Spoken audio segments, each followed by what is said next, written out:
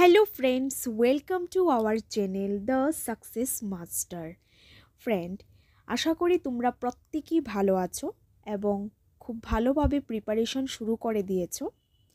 ক্লাসটা শুরু হওয়ার আগেই তোমাদের জানাই অসংখ্য ধন্যবাদ পাশে থাকার জন্য এবং পজিটিভ রেসপন্স দিয়ে সাহস দেওয়ার জন্য। তোমাদের কমেন্টসগুলি আমি পড়েছি এবং তোমাদের পজিটিভ কমেন্টসগুলি থেকেই আজকে আরেকটা ক্লাস নিয়ে এসেছি, যেটা হচ্ছে 2022 সালের ইতিহাস কোয়েশ্চেন পেপারের যে অ্যানালাইসিসের উপর যে ক্লাস। আমি বলেছিলাম তোমাদের যে তোমাদের থেকে যদি পজিটিভ কমেন্ট পাই তাহলে আবারও ক্লাস নিয়ে আসব। তো তোমাদের থেকে পজিটিভ কমেন্ট পেয়ে সাহস জুগিয়ে আবারও ক্লাস নিয়ে এসেছি প্রিভিয়াস ইয়ারের কোয়েশ্চেন অ্যানালাইসিসের উপর, যেটা আজকের সাবজেক্ট হচ্ছে ইতিহাস হিস্ট্রি। ইয়ারটা হচ্ছে 2022। 2016 থেকে 21 পর্যন্ত একরকম ধাঁচে পরীক্ষা হয়েছিল। 2022 সালের যে প্রশ্নটা, এটা অনেকটা আপগ্রেডেড হয়েছে, চেঞ্জ হয়েছে বলবো না, আপগ্রেডেড হয়েছে। তো এখান থেকে যে 2022 সালের যে ট্যাট পরীক্ষার যে হিস্ট্রি কোয়েশ্চেন পেপারটা, আজকে এই হিস্ট্রি আনসারগুলি নিয়ে অ্যানালাইসিস করব, যে কিভাবে আনসারটা হয়েছে এবং কোন চ্যাপ্টার থেকে হয়েছে তা নিয়ে। তো ক্লাসটা শুরু হওয়ার আগেই তোমাদের সঙ্গে শেয়ার করে নিচ্ছি, আমাদের কোচিং সেন্টার দ্য সাকসেস মাস্টারের পক্ষ থেকে আমরা নিউ একটা মক টেস্ট সিরিজ স্টার্ট করেছি। যেখানে টোটাল 30 সেট থাকবে, টোটাল সেট থাকবে 30 এবং প্রত্যেক সেটে 150 মার্কের কোয়েশ্চেন থাকবে। 30 সেট এবং প্রত্যেক সেটে 150 কোয়েশ্চেন্স থাকবে এবং সাথে প্রোভাইড করা হবে ওএমআর শিট। তো তোমাদের প্রিপারেশনের জন্য যাদের এই মক টেস্ট সিরিজটা প্রয়োজনে তোমরা আমাদের এই কন্ট্যাক্ট নাম্বারে কন্ট্যাক্ট করতে পারো, আমাদের এই স্ক্রিনে দেওয়া নম্বরে যোগাযোগ করতে পারো। এই মক টেস্ট সিরিজটা আমরা লঞ্চ করেছি, যেখানে টোটাল 30 সেট থাকবে এবং কোয়েশ্চেন্স থাকবে পার সেটে 150 মার্কসের কোয়েশ্চেন থাকবে, সাথে ওএমআর শিটও প্রোভাইড করা হবে। এটা পারচেস করতে গেলে এটার যে ফিস, এটা হচ্ছে 1299। প্রথম 15 দিনের মধ্যে যারা এই মক টেস্ট সিরিজটা পারচেস করবে তাদের জন্য থাকছে 1299। 15 দিনের পর থেকে এটার প্রাইস হয়ে যাবে 2000। তো যারাই ভাবছো যে মক টেস্ট সিরিজটা নেবে তারা দেরি না করে শীঘ্রই চলে আসো আমাদের কোচিং সেন্টার দ্য সাকসেস মাস্টারে। এছাড়া আমাদের কোচিং সেন্টারে অফলাইন ক্লাসেস হয়ে থাকে, ক্লাসে online mock test available, weekly offline OMR শিটে মক টেস্টও অ্যাভেলেবেল। তো তোমাদের প্রিপারেশনের জন্য যাদের যেটাই প্রয়োজনে তোমরা আমাদের কোচিং সেন্টারে যোগাযোগ করতে পারো। যারা নিউ প্রিপারেশন নিচ্ছ তাদের জন্য মক টেস্ট অত্যন্ত কার্যকারী, এবং যারা প্রিপারেশন নিয়ে বসে আছো যে প্র্যাকটিস করছো কতটুক শিখলে তা জাজমেন্টের জন্য মক টেস্ট প্রয়োজন। তো মক টেস্ট একটা খুব গুরুত্বপূর্ণ বিষয়, সেই বিষয়টা আমরা মাথায় রেখে তোমাদের জন্য আমরা নিয়ে এসেছি নিউ মক টেস্ট সিরিজ, যেখানে টোটাল 30 সেট থাকবে এবং পার সেটে 150 করে কোয়েশ্চেন্স থাকবে, সাথে প্রোভাইড করা হবে ওএমআর শিট। তো এটাই তোমাদের সঙ্গে শেয়ার করার ছিল, বাকিটা ক্লাসের পরে আবার শেয়ার করব। এখন শুরু করছি ক্লাসটি। তো 2022 সালের যে ট্যাট পরীক্ষার যে হিস্ট্রি কোয়েশ্চেন, সেই হিস্ট্রি প্রশ্নপত্রের প্রথম যে কোয়েশ্চেনটা ছিল, the Indus valley civilisation is also called the, বাংলায় ইন্দাস ভ্যালির যে সিভিলাইজেশন এটা অন্য যে নামে পরিচিত তা হলো। বাংলা এবং ইংলিশ দুইটার মধ্যেই ইংলিশ টার্মটাই দিয়েছে, কি Indas valley civilisation. Indas valleys civilisation এটার মানে হচ্ছে যে ইন্দাস ভ্যালি সিভিলাইজেশনের অপর নাম কি? অপর নাম হচ্ছে হরপ্পা কালচার, অর্থাৎ হরপ্পা সভ্যতা। হরপ্পা সভ্যতার অপর নাম আমরা বাংলায় অনেকবার পড়েছি। ইতিহাসের যে সিভিলাইজেশন পার্টটি রয়েছে, ওই সিভিলাইজেশনের হরপ্পা সভ্যতা থেকে এই প্রশ্নটি এসেছে। তো হরপ্পা সভ্যতাকে কেন সিন্ধু সভ্যতা বলা হয়? ইন্দাস ভ্যালি মানে হচ্ছে বাংলায় সিন্ধু সভ্যতা। এই যে এটার মানে হচ্ছে দ্য ইন্দাস ভ্যালি সিভিলাইজেশন, এটার মানে হচ্ছে সিন্ধু সভ্যতা, বাংলাতে সিন্ধু সভ্যতা। তো এখানে বলা হয়েছে সিন্ধু সভ্যতার অপর নাম কি? তো সিন্ধু সভ্যতার অপর নাম হচ্ছে হরপ্পা সভ্যতা, হরপ্পা কালচার। কেন? কারণ সিন্ধু নদী বরাবর গড়ে উঠেছিল এই সভ্যতাটি।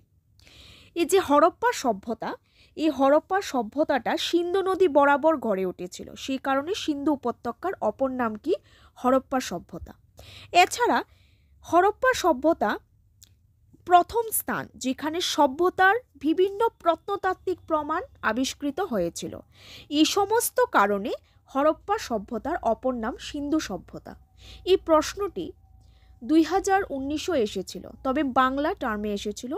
বাংলাতে ছিল যে সিন্ধু সভ্যতাকে, বা এরকম ছিল প্রশ্নটা যে হরপ্পা সভ্যতাকে আর অন্য কি নামে পরিচিত। হরপ্পা সভ্যতা অন্য সিন্ধু সভ্যতা নামে পরিচিত। 2022 সালে প্রশ্নটা কি করলো? 2022 সালে প্রশ্নটা একটু আপগ্রেডেড করে, তারা দুটোটা ভার্সনই ইংলিশ দিয়েছে কনফিউশন ক্রিয়েটের জন্য। অনেকেরই ইংলিশ টার্ম জানা থাকে না, যে ইন্দাস ভ্যালি, এটা দেখে মনে হচ্ছে কত কঠিন প্রশ্নটা, কিন্তু অ্যাকচুয়ালি প্রশ্নটা ইজি। ইন্দাস ভ্যালি মানে হচ্ছে সিন্ধু সভ্যতা। তো ইজি কোয়েশ্চেন, যে হরপ্পা সভ্যতা বা সিন্ধু সভ্যতার অপর নাম কি? সিন্ধু সভ্যতার অন্য কি নামে পরিচিত? হরপ্পা সভ্যতা নামে পরিচিত। এই কন্টেন্টটা আমাদের প্রত্যেকের জানা, কিন্তু এই ইংলিশ টার্মটা হয়তো অনেকের জানা নেই, যার দরুন কনফিউশন ক্রিয়েট হতে পারে, প্রশ্নটা কঠিন লাগতে পারে। বাট খুব ইজি কোয়েশ্চন, যে Indus valley civilisation is also called the, মানে হচ্ছে ইন্দাস ভ্যালি সিভিলাইজেশন হচ্ছে সিন্ধু সভ্যতা। সিন্ধু সভ্যতা অন্য যে নামে পরিচিত, সিন্ধু সভ্যতা হরপ্পা সভ্যতা নামে পরিচিত। ফার্স্ট কোয়েশ্চেনের আনসারটা কি? Option B. সেকেন্ড যে প্রশ্নটা রয়েছে একদম ইজি, 1 মার্কস ক্যারি করা, অত্যন্ত সহজ। এরকম প্রশ্ন থেকে তো ইজিলি 1 মার্কস ক্যারি করা যায় ইজিলি। যেমন 16 মহাজনপদস মিনস, বাংলাতে ষোড়শ মহাজন পদ বলতে কি বোঝায়? একদম ইজি কোয়েশ্চেন। ষোড়শ মহাজন পদ হচ্ছে 16টা রাজ্য, অর্থাৎ ষোড়শ রাজ্য, 16 স্টেটস। আমাদের যেমন এখন বিভিন্ন স্টেট রয়েছে, 28 or 29 স্টেটস রয়েছে। যখন খ্রিস্টপূর্ব 6ষ্ঠ শতক ছিল, তখন 16টা রাজ্যের উদ্ভব হয়, যে রাজ্যটিকে বলা হতো মহাজনপদ। এরকম 16টা রাজ্য, অর্থাৎ ষোড়শ মহাজন পদ। তো ষোড়শ মহাজন পদ মানে কি? মহাজন পদ মানে বলতে বোঝানো হচ্ছে রাজ্য, আর ষোড়শ মানে 16টা। তো এখানে কারেক্ট আনসার হবে ষোড়শ রাজ্য বা 16 স্টেটস। খুব ইজি একটা কোয়েশ্চেন, যেখান থেকে 1 মার্কস ইজিলি ক্যারি করা যায়। হিস্ট্রি যখন সিলেবাসটা আমি অ্যানালাইসিস করেছিলাম, একটা ক্লাস দিয়েছি হিস্ট্রি সিলেবাস অ্যানালাইসিসের উপর, তখন আমি একটা কথা বারবার রিপিট করেছি, বারবার বলেছি যে হিস্ট্রি এমন একটা সাবজেক্ট যেখান থেকে আমরা ইজিলি মার্কস ক্যারি করতে পারবো, কারণ হিস্ট্রি থেকে ম্যাক্সিমাম কোয়েশ্চেন ডিরেক্ট আসে, এবং হিস্ট্রিটা যদি আমরা একটু কনসেপ্ট সহকারে একটু ডিটেলসে আমরা পড়ি, আমরা খুব ইজিলি মার্কস ক্যারি করতে পারি।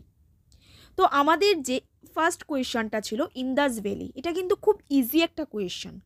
যারা ইংলিশ বাংলা দুইটাই পড়েছো টার্মগুলি, তারা অবশ্যই এই কোয়েশ্চনটা থেকে 1 মার্কস ক্যারি করতে পারবে।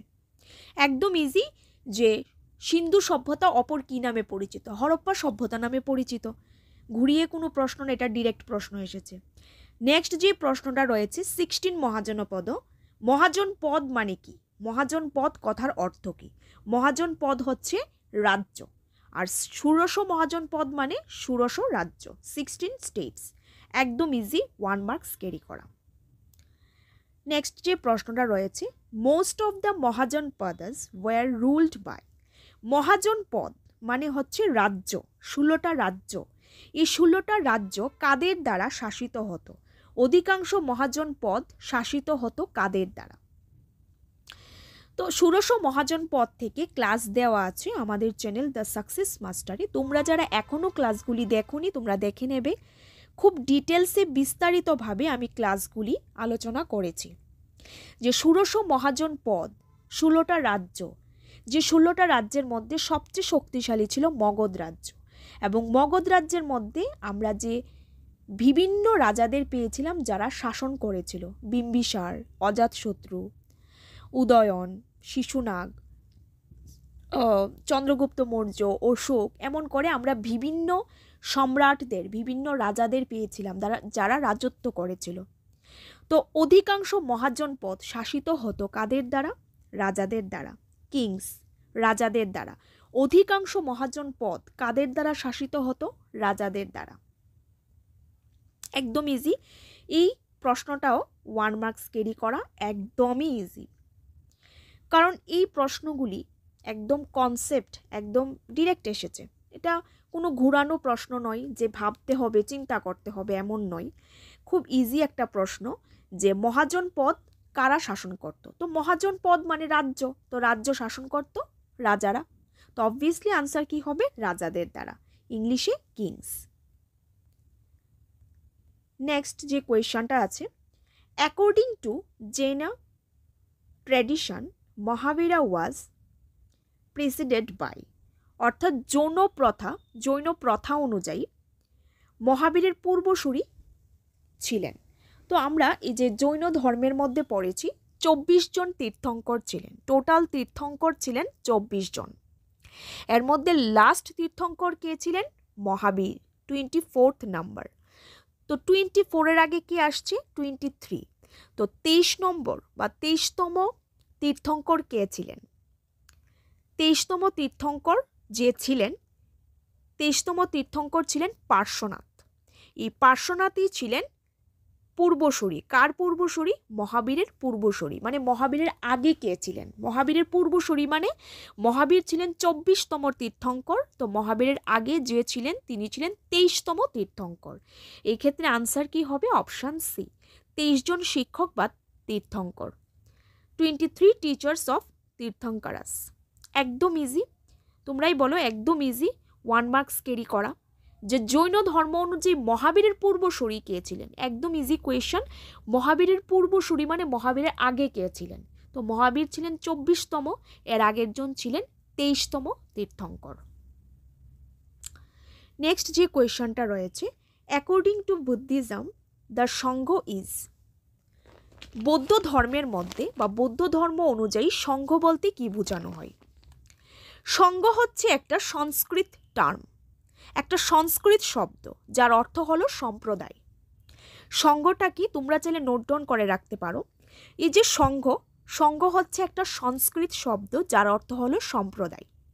অর্থাৎ বৌদ্ধ ধর্মের মধ্যে যে বৌদ্ধ শিষ্যরা থাকতেন, বুদ্ধের যে শিষ্যরা যারা ভিক্ষু ভিক্ষুণী নামে পরিচিত, তারাই ছিল সংঘ। বুদ্ধ ধর্মের যে ভিক্ষু ভিক্ষুণীরা ছিল, যারা বিভিন্ন নিয়মাবলী মেনে চলতেন, তারাই হচ্ছে সংঘ। সুতরাং এখানে ভিক্ষু ভিক্ষুণীর কোনো কথাই উল্লেখ নেই। এখান থেকে আনসার হবে উপরের কোনোটি নয়, নান অফ দ্য অ্যাবাভ। সংঘ মানে কি? সংঘ মানে হচ্ছে যে বৌদ্ধ ধর্মের মধ্যে যে ভিক্ষু ভিক্ষুণীরা থাকতেন তাদের একটা সন্ন্যাসী সম্প্রদায়। আর এখানে সন্ন্যাসী সম্প্রদায় বলতে কোনো কিছু বলা নেই, এখানে বলেছে সংগঠন।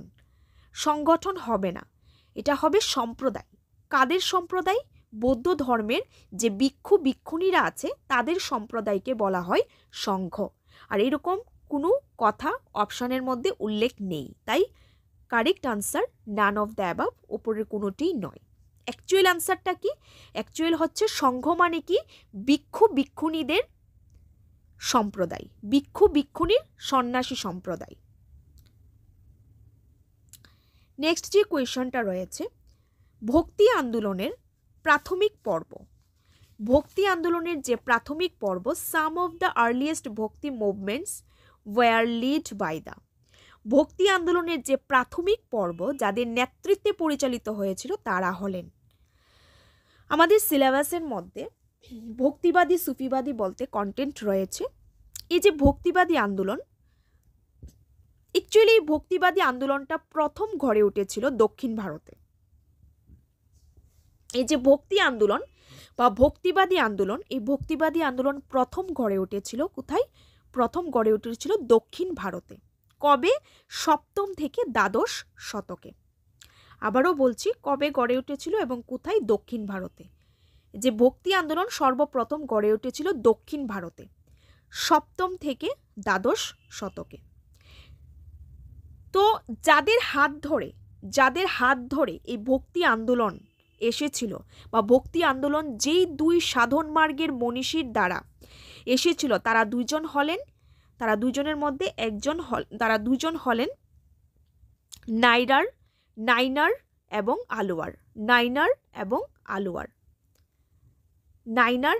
আলওয়ার। তারা দুজনের হাত ধরে, এই দুজন সাধন মার্গের মনীষীর হাত ধরে ভক্তিবাদী আন্দোলন এসেছে। তো ভক্তিবাদী আন্দোলনে যাদের নেতৃত্বে পরিচালিত হয়েছিল, কাদের নেতৃত্বে? দুইজন, নাইনার ও আলওয়ার। এই ক্ষেত্রে আনসারটা হচ্ছে অপশন এ।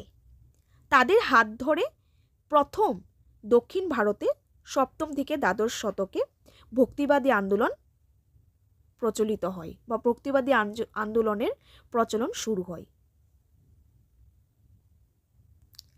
নেক্সট যে কোয়েশ্চনটা, on the historic day of 15 August 1947 Gandhiji was in. বাংলায় 1947 সালের যে 15ই আগস্ট এর ঐতিহাসিক দিনটিতে গান্ধীজি কোথায় ছিলেন? তো 1947 সালের 15ই আগস্ট ওই দিনটিতে গান্ধীজি কলকাতার গলি পথ ধরে হাঁটছিলেন। তো এখানে কলকাতা অপশানে নেই, এখানে অপশানে রয়েছে দিল্লি, দক্ষিণ আফ্রিকা, নোয়াখালী। তো তিনটার মধ্যে একটাও হবে না। আনসার কি? নান অফ দ্য অ্যাবাভ। অ্যাকুরেট আনসারটা কি? তিনি কোথায় ছিলেন? তিনি ছিলেন কলকাতাতে। অ্যাকচুয়ালি 1947 সালের 15ই আগস্ট ঐতিহাসিক দিনটিতে গান্ধীজি কলকাতার গলি পথ ধরে হাঁটছিলেন। তাহলে তিনি কোথায় ছিলেন? তিনি ছিলেন কলকাতায়। এই ক্ষেত্রে কলকাতা তো অপশনে নেই, তাই answer none of the above. Next যে কোয়েশ্চনটা রয়েছে, as a part of the national movement 26 জানুয়ারি 1930, জাতীয় আন্দোলনের অংশ হিসাবে 26 জানুয়ারি 1930 সাল স্বাধীনতা দিবস পালিত হয়। Independence day was observed. স্বাধীনতা দিবস পালিত হয়েছিল 26 জানুয়ারি 1930। খুব ইম্পর্টেন্ট, খুব কমন একটা জায়গা, 1 মার্কস ক্যারি করা একদম ইজি। এটা আমরা ইতিহাসে অনেকবার পেয়েছি, পলিটিক্যালেরও পেয়েছি, যে 26 জানুয়ারি 1930 সালের 26 জানুয়ারি প্রথম স্বাধীনতা দিবস পালিত হয়েছিল।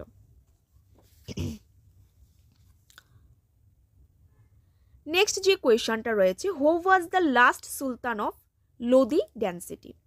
অর্থাৎ এই যে সেকেন্ড পার্ট, দিল্লি সুলতানের মধ্যে টোটাল 5টা বংশ ছিল, দাস বংশ, খলজি বংশ, তুগলক বংশ, সৈয়দ বংশ এবং লোদি বংশ। এই যে লাস্ট যে বংশটা ছিল লোদি বংশ, সেই লোদি বংশের শেষ সুলতান কে ছিল? তো লোদি বংশের শেষ সুলতান কে ছিল?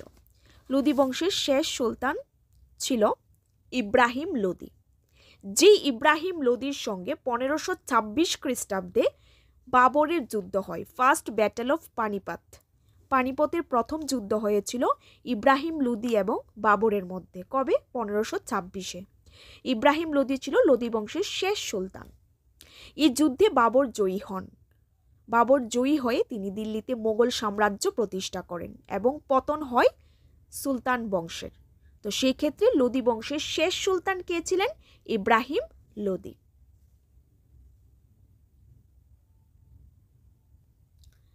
Next, in 1919 Gandhiji gave a call for satyagraha against the.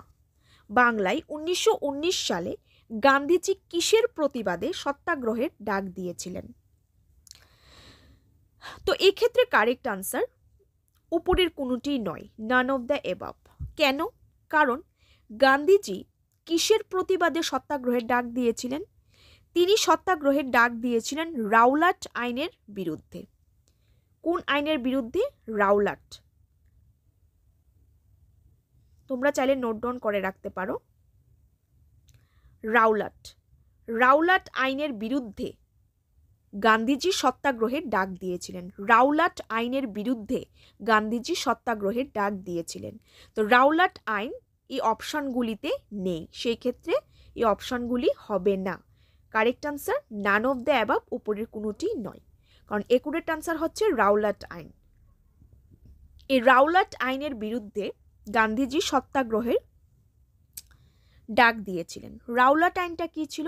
Actually Rowlatt আইন ছিল এমন একটা আইন, রাওলাট আইন অনুযায়ী কোনো জনসভা করার নিষেধ ছিল, কোনো জনসভা করার নিষেধ ছিল, কিন্তু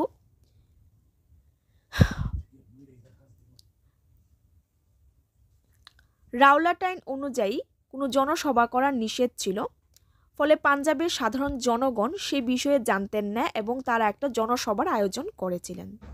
তাই ব্রিটিশ জেনারেল ও ডায়ার এর নেতৃত্বে তাদেরকে গুলি করে হত্যা করা হয়। সেটা ছিল সে রাওলাট আইনকে কেন্দ্র করে জালিয়ানওয়ালাবাগ যে হত্যাকাণ্ড সেটা হয়েছিল। তো এই যে রাওলাট আইনের বিরুদ্ধে গান্ধীজি সত্যাগ্রহের ডাক দিয়েছিলেন। তো এক্ষেত্রে যেহেতু অপশনে রাওলাট আইন নেই, the correct answer none of the above. Next যে কোয়েশ্চনটি রয়েছে, in which year Gandhiji declared that he would one lead a march to break the salt law. বাংলায় গান্ধীজি কোন সালে লবণ আইন ভাঙ্গার উদ্দেশ্যে অভিযান বা যাত্রা করতে পারেন বলে ঘোষণা করেছিলেন? এক্ষেত্রে যে কারেক্ট আনসারটি হচ্ছে 1930। 1930 সালে গান্ধীজি লবণ আইন ভাঙ্গার উদ্দেশ্যে অভিযান যাত্রা করতে পারেন বলে ঘোষণা করেছেন। আরও ডিটেলসে জানতে হলে আমাদের চ্যানেলের হিস্ট্রি প্লেলিস্টে গিয়ে ক্লাসগুলি দেখতে পারো। খুব সুন্দর করে ডিটেলসে গান্ধীজি যতগুলি আন্দোলন করেছিলেন সেই আন্দোলনগুলির বিষয়ে ক্লাস দেওয়া আছে। তো তোমাদের যাদের কনসেপ্ট জানা নেই বা এখনও ক্লাসগুলি দেখোনি, তোমরা আমাদের চ্যানেলের হিস্ট্রি প্লেলিস্টে গিয়ে প্রত্যেকটা ক্লাস দেখতে পারো, খুব সুন্দর করে ডিটেলসে দেওয়া আছে ক্লাসগুলি। নেক্সট যে কোয়েশনটা রয়েছে, the planning commission of India was formed in, অর্থাৎ ভারতের যে প্ল্যানিং কমিশন এটা কত সালে গঠিত হয়েছিল? ভারতের যে প্রথম প্ল্যানিং কমিশন গঠিত হয়েছিল 1950, 1950 সালের 15 মার্চ। নোট ডাউন করে রাখতে পারো, 1950 সালের 15 মার্চ, 15 মার্চ। কোথায়? নিউ দিল্লিতে। নিউ দিল্লিতে 1950 সালের 15 মার্চ নিউ দিল্লিতে ভারতের প্ল্যানিং কমিশন গঠিত হয়েছিল। তো ভারতের যে প্ল্যানিং কমিশন এটা কেন গঠিত হয়েছিল? দেশের অধিকাংশ মানুষ ছিল দারিদ্র। তো ভারতের একটা পরিবর্তন আনা প্রয়োজন ছিল, যাতে সাক্ষরতা ও জীবনযাত্রার মান উন্নয়ন হয়। এই সমস্ত বিষয় মাথায় রেখে সংবিধান প্রণয়ন করে পরিকল্পনা মিশন গঠিত হয়েছিল। কবে? 1950 সালের 15 মার্চ। কোথায়? নিউ দিল্লিতে। নিউ দিল্লিতে গঠিত হয়েছিল, যেটা বর্তমানে নীতি আয়োগ নামে পরিচিত, যেটা বর্তমানে হচ্ছে নীতি আয়োগ। এই যে নীতি আয়োগ প্ল্যানিং কমিশন বর্তমানে নাম কি? নীতি আয়োগ। এই নীতি আয়োগ নাম হয়েছে কবে? এই নীতি আয়োগ নাম হয়েছে 2015-তে। 2015 1 জানুয়ারি। 2015 1 জানুয়ারি থেকে এটার নাম হয়েছে নীতি আয়োগ। এই প্ল্যানিং কমিশনের নাম হয়েছে নীতি আয়োগ। কবে? 2015 সালের 1 জানুয়ারিতে। এই যে প্ল্যানিং কমিশনের যে প্রথম প্রধানমন্ত্রী জওহরলাল নেহেরু ছিলেন, প্ল্যানিং কমিশনের যে সভাপতি।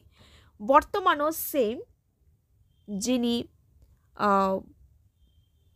নীতি আয়োগের ক্ষেত্রে সেম, এখানে যে সভাপতিত্ব বা যেখানে সভাপতি থাকে, এই যে প্ল্যানিং কমিশন অ্যাকচুয়ালি এই প্ল্যানিং কমিশন গঠিত হয়েছিল 1950 সালের 15 মার্চ নিউ দিল্লিতে। প্ল্যানিং কমিশন কেন গঠিত হয়েছিল?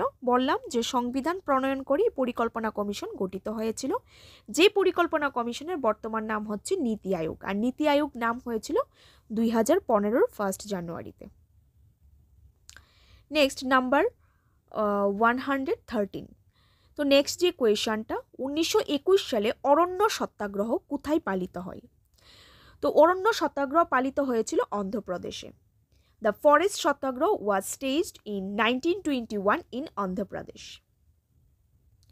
নেক্সট যে কোয়েশনটা রয়েছে, in 2011 the ST population of Tripura ওয়াজ, 2011 সালের ত্রিপুরা তফসিলি উপজাতির লোকসংখ্যা ছিল কত? Option A 11,66,813।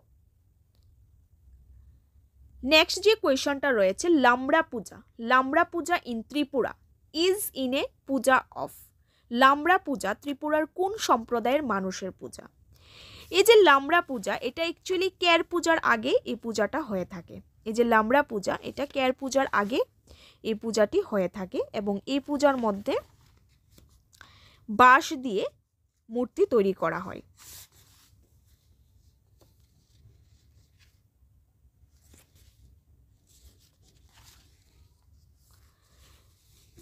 কিছুটা ত্রুশ চিহ্নের মতো বাঁশের মানে সরু বাঁশ দিয়ে এটা তৈরি করা হয়, লামড়া দেবতার যে পূজা করা হয়। তবে এই লামড়া পূজা, এই যে লামড়া পূজা ত্রিপুরার কোন মানুষের পূজা, এটা নিয়ে টিআরবিটি থেকে স্টার মার্ক দিয়েছে। কারণ এই প্রশ্নের যে অপশানগুলির মধ্যে ভুল রয়েছে, তার জন্য প্রথম দিকে যেহেতু এটা অ্যাকচুয়ালি এই যে লামড়া সম্প্রদায়, এটা মগদের হয়ে থাকে, তো যেহেতু টিআরবিটি থেকে প্রথম আনসারটা ভুল দিয়েছিল, তার জন্য এটাতে স্টার মার্ক দিয়েছে। অ্যাকচুয়ালি লামড়া সম্প্রদায়ের মধ্যে স্টার মার্ক দিয়েছে টিআরবিটি থেকে। তো এই ছিল 2022 সালের যে হিস্ট্রি কোয়েশ্চেন পেপার, ওই কোয়েশ্চেন পেপার অ্যানালাইসিসের উপর ক্লাসটি। তোমাদের যদি এই ক্লাসে কিছু কনফিউশন থাকে, তোমরা কমেন্টের মাধ্যমে জানাতে পারো, অথবা ক্লাসটি যদি ভালো লেগে থাকে, এরকম ক্লাস যদি আরও প্রয়োজন হয়, তোমরা কমেন্টের মাধ্যমে জানাতে পারো। তোমাদের কমেন্ট থেকেই আবারও ক্লাস নিয়ে আসবো, এই কথা দিলাম। তো তোমাদের ভালো লাগলো কমেন্ট করে জানাবে এবং কনফিউশন থাকলেও কমেন্ট করে জানাবে। তোমরা পাশে আছো বলেই তো ক্লাস নিয়ে আসতে পারি। আবারও বলছি, আমাদের কোচিং সেন্টার দ্য সাকসেস মাস্টারের পক্ষ থেকে আমরা নিউ একটা মক টেস্ট সিরিজ স্টার্ট করেছি, যেখানে 30 সেট থাকবে এবং প্রত্যেকটা সেটে 150 মার্কের কোয়েশন, সাথে থাকবে ওয়েমার শিট। এটার প্রাইস হচ্ছে 1299। যারা প্রথম 15 দিনের মধ্যে পারচেস করবে তাদের জন্য 1299 টাকা। 15 দিনের পর যারা নেবে তাদের জন্য 2000। তো যাদের এই মক টেস্ট সিরিজ প্রয়োজন, তোমরা শীঘ্রই আমাদের এই নম্বরে ফোন করে চলে আসতে পারো আমাদের কোচিং সেন্টার দ্য সাকসেস মাস্টারে। এছাড়া আমাদের কোচিং সেন্টারে নিউ একটা ব্যাচ আমরা শুরু করতে যাচ্ছি, একদম ফ্রেশ ব্যাচ। যেই ব্যাচে অ্যাডমিশন হতে গেলে কোনো রকম অ্যাডমিশন ফিস লাগবে না, শুধুমাত্র মান্থলি পেমেন্ট করে তোমরা এই ব্যাচে অ্যাডমিশন হতে পারবে। 3000, অনলি 3000, যেটা ওয়ান টাইম পেমেন্ট করে তোমরা 6 মান্থের এই কোর্সটা করতে পারবে। এই 6 মান্থের কোর্সে থাকবে অফলাইন অনলাইন মক টেস্ট, ক্লাসের মধ্যে এক্সপ্লেনেশন সহকারে নোটসও লিখিয়ে দেওয়া হয়। খুব সুন্দর করে সিস্টেমেটিক ওয়াইজে ক্লাস করানো হয়। তো যাদের অফলাইন ক্লাসেসের প্রয়োজন, তারা দেরি না করে চলে আসো আমাদের কোচিং সেন্টার দ্য সাকসেস মাস্টারে, অথবা এই নম্বরে কন্ট্যাক্ট করে আরও ডিটেলসে জানতে পারো। আজকের ক্লাসটি এখানেই শেষ। আবারও বলছি, ক্লাসে যদি কিছু কনফিউশন থাকে কমেন্টের মাধ্যমে জানাবে, আর ক্লাসটি যদি ভালো লেগে থাকে অবশ্যই একটা পজিটিভ কমেন্ট দিয়ে সাহস দেবে। তো তোমাদের কমেন্টের অপেক্ষায় থাকবো। তোমাদের যদি এরকম ক্লাসের আরও প্রয়োজন হয় কমেন্ট করে জানাবে, আবারও ক্লাস নিয়ে আসবো। আজকের ক্লাসটি এখানেই শেষ। যাবার আগে আবারও সবাইকে অসংখ্য ধন্যবাদ পাশে থাকার জন্য।